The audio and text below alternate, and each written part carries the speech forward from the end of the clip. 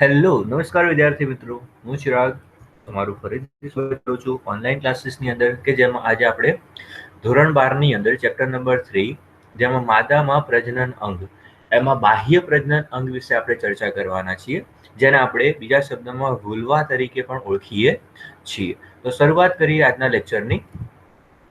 બાહ્ય પ્રજનન તંત્ર માદાની અંદર જેમાં શાનો સમાવેશ થાય છે, તો બાહ્ય પ્રજનન અંગ વિશે આપણે સમજીશું. કારણ કે પ્રાથમિક પ્રજનન અંગો વિશે આપણે પ્રીવિયસ લેક્ચરની અંદર સમજી ગયા છીએ, તો આ લેક્ચરની અંદર આપણે બાહ્ય પ્રજનન અંગ વિશે સમજીશું. ઓકે, કે માદામાં બાહ્ય પ્રજનન તંત્ર, બાહ્ય પ્રજનન અંગ કયા પ્રકારે રચાયેલું છે.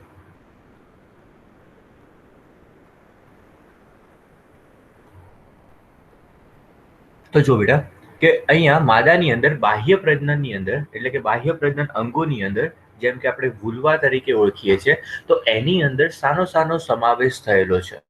તો એમાં બાહ્ય જનન અંગ જેને આપણે શું કહીએ છીએ, મોન્સ પ્યુબિસ તરીકે ઓળખીએ છીએ. સૌથી પહેલા શું લઈશું અહીંયા આપણે, તો એને આપણે કહીશું મોન્સ પ્યુબિસ. રાઈટ. એની અંદરના ભાગે શું રહેલું છે, તો મોન્સ પ્યુબિસ સૌથી બહારની તરફ. એના અંદરના ભાગે શું જોવા મળશે, તો કે ત્યાં જોવા મળશે ભગોષ્ઠ. આ ભગોષ્ઠ જે છે એ બે પ્રકારે હોય. એક જેને આપણે કહીએ મુખ્ય ભગોષ્ઠ અને બીજી જેને આપણે કહીશું ગૌણ ભગોષ્ઠ. રાઈટ. તો અહીંયા ભગોષ્ઠ એના બે ભાગ, એને કહીશું મુખ્ય ભગોષ્ઠ અને બીજી છે ગૌણ ભગોષ્ઠ. એના પછી જોઈશું કે એના પછી શું રહેલું છે, તો કે ભગ શિશ્નિકા.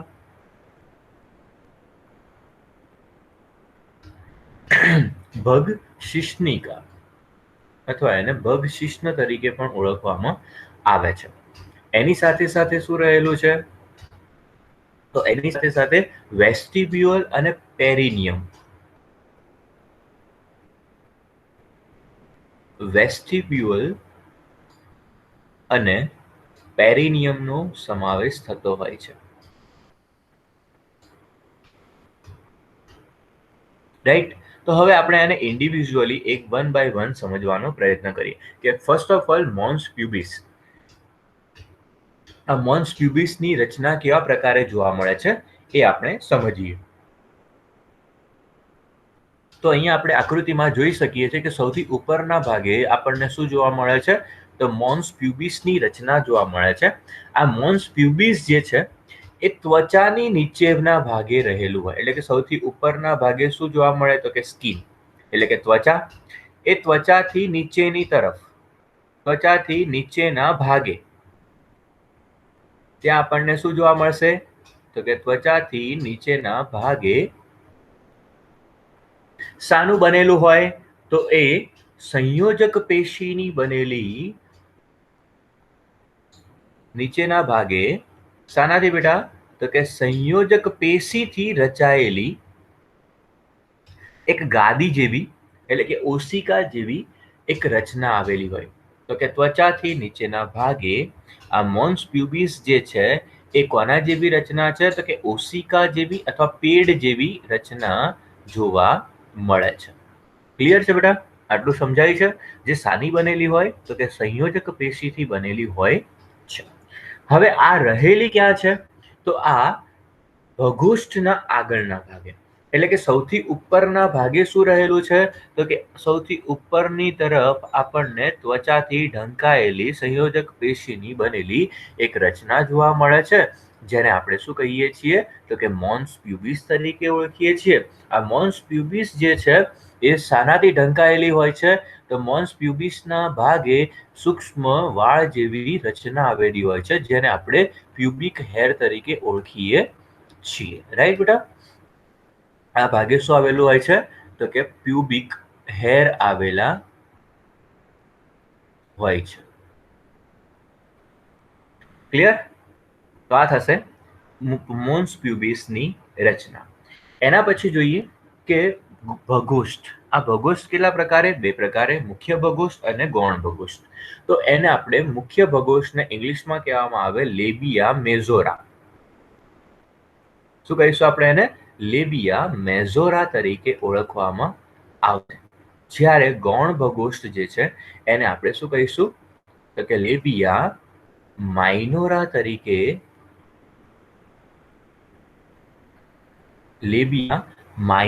તરીકે ઓળખવામાં આવે છે.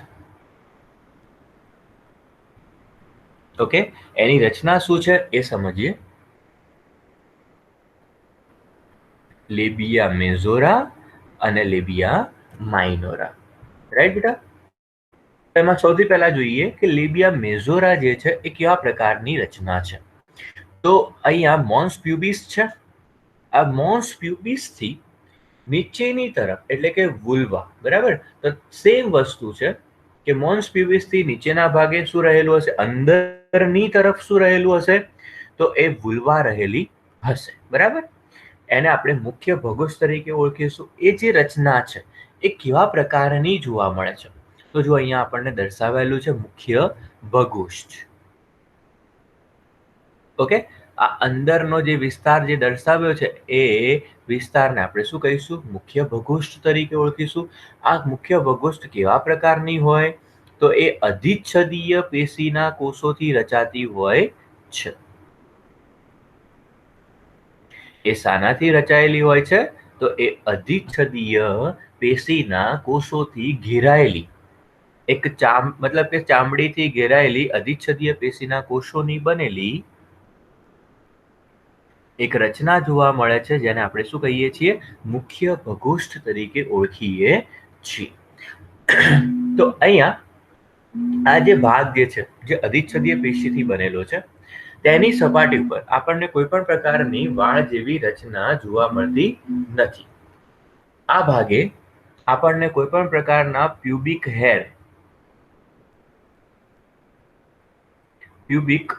વાળ જેવી રચના જોવા મળતી નથી. એટલે કે મુખ્ય ભગોષ્ઠના ભાગે આપણને સૂક્ષ્મ હેર જેવી કોઈ પણ પ્રકારની રચના જોવા મળશે નહીં.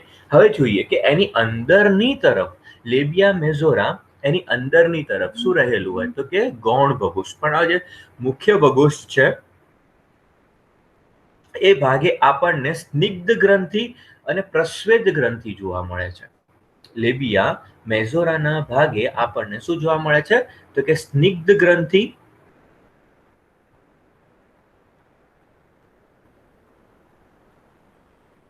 ઓકે, અને બીજું શું છે? તો કે ત્યાં આપણને પ્રસ્વેદ ગ્રંથિ જોવા મળે. સ્નિગ્ધ ગ્રંથિ તથા ત્યાં શું જોવા મળશે? પ્રસ્વેદ ગ્રંથિ જોવા મળશે. અને આ જે ભાગ જે છે એટલે કે ગ્રંથિઓનો જે વિસ્તાર જે છે એ પ્યુબિક હેરથી ઢંકાયેલા જોવા મળશે. એટલે કે જો અહીંયા બહારની તરફ કોઈ પણ પ્રકારની આવી રચના જોવા મળશે નહીં, પરંતુ એના મુખ્ય ભગોષ્ઠના ભાગે જોઈશું તો ત્યાં શું આવેલી હશે? સ્નિગ્ધ ગ્રંથિ અને પ્રસ્વેદ ગ્રંથિ. તો આ જે ભાગ જે છે એ શાનાથી ઢંકાયેલો જોવા મળશે?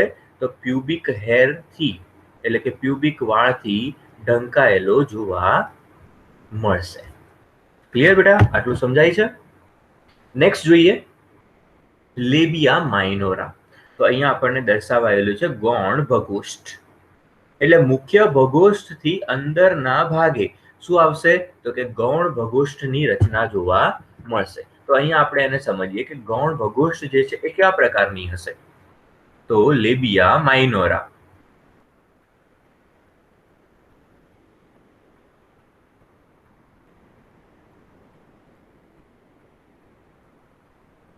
તો આ લેબિયા માઇનોરા જે છે એને આપણે ગૌણ ભગોષ્ઠ તરીકે ઓળખીશું. આ ચામડીથી રચાતી એટલે કે ચામડીની બનેલી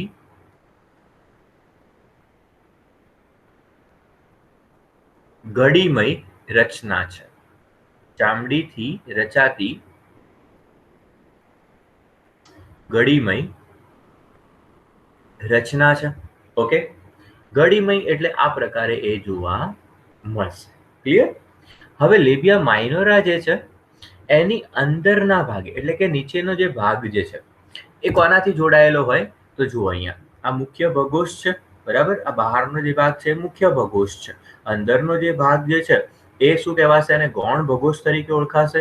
તો મુખ્ય ભગોષ્ઠ અને ગૌણ ભગોષ્ઠ એ બંને એકબીજાથી ત્વચા દ્વારા શું થયેલી હોય તો કે નીચેનો ભાગ જુઓ, એ નીચેના ભાગેથી એટલે કે ત્વચા દ્વારા શું થયેલી હોય જોડાયેલી હોય છે, જેને આપણે શું કહીએ છીએ ફોર્ચેટ તરીકે ઓળખીએ છીએ. એટલે કે મુખ્ય ભગોષ્ઠ અને ગૌણ ભગોષ્ઠ જે છે એ અહીંયા આપણને દર્શાવું છું તો કે આ મુખ્ય ભગોષ્ઠની રચના છે.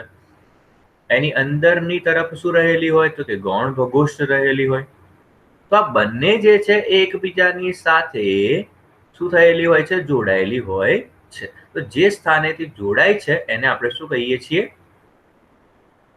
એને આપણે ફોર્ચેટ તરીકે ઓળખવામાં આવશે.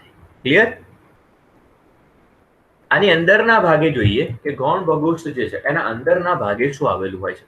તો સૌથી ઉપરની તરફ જુઓ, અહીંયા ગૌણ મુખ્ય ભગોષ્ઠ જે લખેલું છે એનાથી ઉપરના ભાગે એક રચના છે જેને આપણે શું કહીએ છીએ ભગ શિશ્નિકા તરીકે આપણે એને ઓળખીએ છીએ. ઓકે, તો કે મુખ્ય ભગોષ્ઠ જે છે એ ભાગે અહીંયા આપણને શું જોવા મળે છે તો ત્યાં આપણને ભગ શિશ્નિકા જેવી રચના જોવા મળે છે. તો આ ભગ શિશ્નિકા છે શું તો અહીંયા આપણે એને સમજીએ.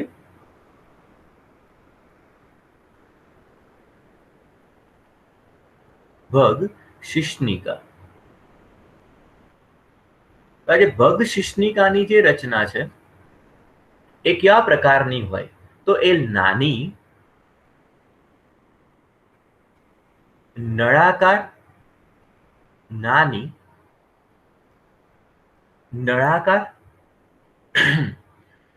આંગળી જેવી એટલે કે આંગળી જેવા પ્રવર્ધની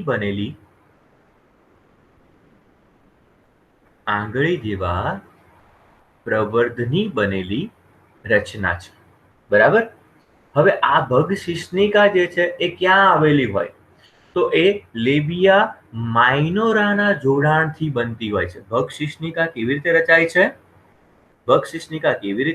છે તો એ લેબિયા માઇનોરાના, કારણ કે લેબિયા માઇનોરા એ બે ભાગમાં બે ગળીમય સ્વરૂપે હતું ને, એટલે શું કહીએ છીએ કે લેબિયા માઇનોરા ચામડીની બનેલી હતી. કેટલી રચના હતી ગળીમય, કેટલા પ્રકારે તો કે બે પ્રકારે. તો આ બે જે રચના જે છે ગળીમય જે શાની રચના કરે છે તો કે એ લેબિયા મેજોરા એ ભગ શિશ્નિકાની રચના કરે છે. આ ભગ શિશ્નિકા જે છે એ બેટા કોના જેવી રચના છે તો કે નરની અંદર જોવા મળતા શિશ્ન જેવી રચના છે. નરના પ્રજનન તંત્રમાં આપણે જે શિશ્નની રચના ભણ્યા હતા એ શિશ્નની રચના જેવી જ રચના આ ભગ શિશ્નિકાની હોય છે. એટલે કે આ ભાગે આપણને શું જોવા મળે છે તો કે ભગ શિશ્નિકાના ભાગે આપણને ઉત્થાન પેશી જોવા મળે છે, જેના કારણે માદામાં જે જાતીય ઉત્તેજનાનો ઉદ્ભવ થતો હોય છે એ કયા ભાગે તો કે ભગ શિશ્નિકાના ભાગે ત્યાં શું આવેલી હોય છે તો ત્યાં આપણને ઉત્થાન પેશીની રચના જોવા મળતી હોય છે, જે જાતીય ઉત્તેજના દરમિયાન એમાં શું નિર્માણ કરાવે છે તો સેન્સ એટલે કે એની અંદર ઉત્તેજનાનું નિર્માણ કરતું હોય છે. હવે જોઈએ કે યોનિ માર્ગ સૌથી અંદરના ભાગે શું રહેલો હોય છે તો કે એની પટલમય જે રચના છે જેને આપણે શું કહીશું યોનિ માર્ગ. આ યોનિ માર્ગ જે છે જેને આપણે વજાઇના તરીકે ઓળખીએ એ યોનિ માર્ગ બે ભાગની અંદર ઓપન થાય, બે છિદ્રમાં ઓપન થાય. એક મૂત્ર માર્ગ અને બીજો છે યોનિ માર્ગ, જેને યોનિ દ્વાર તરીકે ઓળખવામાં આવે છે. બરાબર? મૂત્ર દ્વાર અને બીજો છે યોનિ દ્વાર. તો જો બેટા અહીંયા આકૃતિમાં આપણને દર્શાવ્યું છે કે મૂત્ર માર્ગ અને યોનિ માર્ગ કઈ જગ્યાએ રહેલો છે. તો અહીંયા આજે હું ડાર્ક સર્કલ કરું છું એ ભાગે શું છે તો કે એ છે મૂત્ર માર્ગ. બરાબર? જેના દ્વારા મૂત્ર એ શરીરની બહાર એનો શું થતો હોય છે નિકાલ થતો હોય છે. જ્યારે એનાથી નીચેના ભાગે જો બેટા ત્યાં શું આવેલું હોય છે તો એનાથી નીચેના ભાગે આ જે રચના જોવા મળે છે એને આપણે કહીએ છીએ યોનિ દ્વાર. ઓકે, અથવા વજાઇના તરીકે ઓળખવામાં આવે છે. ક્લિયર બેટા? હવે અહીંયા આકૃતિમાં સમજાવું તમને. તો આ પ્રકારે લેબિયા માઇનોરા એની રચના. બરાબર? એના અંદરના ભાગે બે છિદ્ર જેવી રચના જોવા મળે. ક્લિયર? એમાં ઉપરનો જે ભાગ છે, ઉપરનો જે છિદ્ર જે છે એને આપણે કહીએ મૂત્રમાર્ગ. એને શું કહેવાશે? મૂત્રમાર્ગ તરીકે ઓળખાશે. નીચેનો જે ભાગ છે એને શું કહેવાશે? તો એને યોનિ દ્વાર તરીકે ઓળખવામાં આવશે. તો મૂત્રમાર્ગ અને યોનિ દ્વાર એ માદાની અંદર બંને કેવા જોવા મળે છે? તો કે અલગ અલગ જોવા મળે છે. મતલબ કે નરની અંદર શું હોય બેટા? તો નરમાં મૂત્રમાર્ગ અને જે શુક્રકોષોના વહનનો માર્ગ હોય એ બંને એક જ જોવા મળે. મતલબ કે ત્યાં અલગ અલગ માર્ગ જોવા મળતા નથી. પરંતુ માદાની અંદર મૂત્રમાર્ગ અને યોનિ માર્ગ બંને કેવા હોય છે? અલગ અલગ જોવા મળે છે. ક્લિયર છે? હવે આ જે યોનિ દ્વાર જે છે એટલે કે યોનિ માર્ગ જે છે એની ઉપરની તરફ આપણને શું જોવા મળે છે? તો કે યોનિ પટલ જોવા મળે. આ પ્રકારે તો અહીંયા તમને હું દર્શાવું છું કે કઈ રીતે દેખાતું હોય. તો કે આ રીતે છે યોનિ દ્વાર. બરાબર. એની ઉપરની તરફ આપણને શું જોવા મળે? તો એની ઉપરની તરફ એકદમ પાતળું પટલ જોવા મળે છે, જેને કહેવામાં આવે છે યોનિ પટલ. ઓકે. આ પ્રકારે શું રચાયેલું હોય છે? તો યોનિ પટલ રચાયેલું હોય છે. જે પહેલાના સમયમાં થોડી જે એમની લાક્ષણિકતા વિચારસરણીને આધારે એવું સમજવામાં આવતું કે આ યોનિ પટલ જે છે એ યોનિ પટલ શાની નિશાની છે? તો યોનિ પટલ એ માદાના કુંવારિકાની નિશાની છે. માદાની શાની નિશાની છે? તો એ કુંવારિકાની નિશાની છે. મીન્સ કે યોનિ પટલ જે છે એ સમાગમ દરમિયાન શું થતું હોય છે? તો તૂટતું હોય છે, એટલે બ્રેકડાઉન થતું હોય છે. તો એના ઉપરથી પહેલા એવું સાબિત થતું કે એ માદા કુંવારિકા છે કે કુંવારિકા નથી. પણ એ એકચ્યુઅલીમાં એવું શું હોતું નથી. આ જે યોનિ પટલ જે છે એ સ્ત્રી એટલે કે માદા જો સાયકલ ચલાવતી હોય, કોઈ ગેમ રમતી હોય, એટલે કે એથ્લેટિક પર્સન હોય, બરાબર, કોઈ કસરત કરતી વખતે આ યોનિ પટલ જે છે એ તૂટવાની સંભાવના રહેતી હોય છે. ઓકે. એટલા માટે અહીંયા આપણે એવું કહી શકીએ કે આ યોનિ પટલ જે છે એ કોઈ પણ પ્રકારે આ કુંવારિકાને સંદર્ભમાં સાચું માની શકાતું નથી. ઓકે. તો આ થશે માદામાં પ્રજનન તંત્ર. કયા ભાગ? તો વુલ્વા. એને આપણે શું કહીએ છીએ? બાહ્ય પ્રજનન તંત્ર તરીકે ઓળખવામાં આવે છે. બાહ્ય પ્રજનન અંગ તરીકે ઓળખવામાં આવે છે. અને લાસ્ટમાં બેટા આ ભાગે આપણને બર્થોલિનની નલિકા જોવા મળશે. જે યોનિ પટલ જે છે એ ભાગે આપણને શું જોવા મળે છે? તો એ ભાગે આપણને ગ્રંથિ જેવી રચના જોવા મળે છે, જેને આપણે કહીએ છીએ બર્થોલિન નલિકાની ગ્રંથિ. બર્થોલિન નલિકા તરીકે આપણે એને ઓળખીએ છીએ. તો આ બર્થોલિનની જે નલિકા જે છે, ગ્રંથિ જે છે, એ શાના માટે? તો એમાંથી ચોક્કસ પ્રકારનો સ્ત્રાવ થતો હોય છે, જે સમાગમ દરમિયાન બર્થોલિન દ્વારા શું થાય છે? સ્ત્રાવ, જે સમાગમની પ્રક્રિયામાં મદદ કરતો હોય છે. ઓકે. તો આ થશે બેટા માદામાં બાહ્ય પ્રજનન અંગ, જેને આપણે વુલ્વા તરીકે ઓળખીશું. ક્લિયર? તો અહીંયા સુધી આપણે રાખીએ છીએ આ ટોપિકને. સો મળીએ નેક્સ્ટ લેક્ચરની અંદર. Thank you so much.